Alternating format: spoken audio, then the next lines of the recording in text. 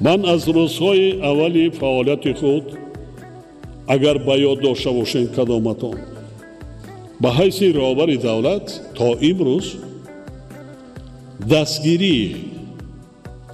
و رشد علم و معارف را سمتی افضلانک اعلام کرده در طول بیش از 13 ساله و این شاههای حیاتاً مهم توجه اولین درجه و دائمی ظاهر می نماید.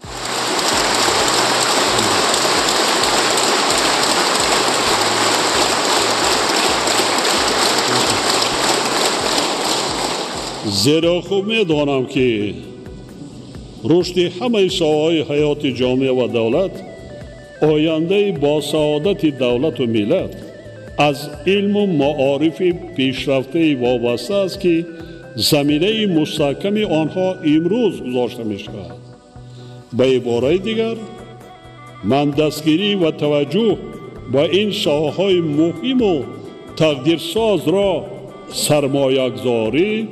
به آینده درخشان ملت و بقای دولت می شمارم.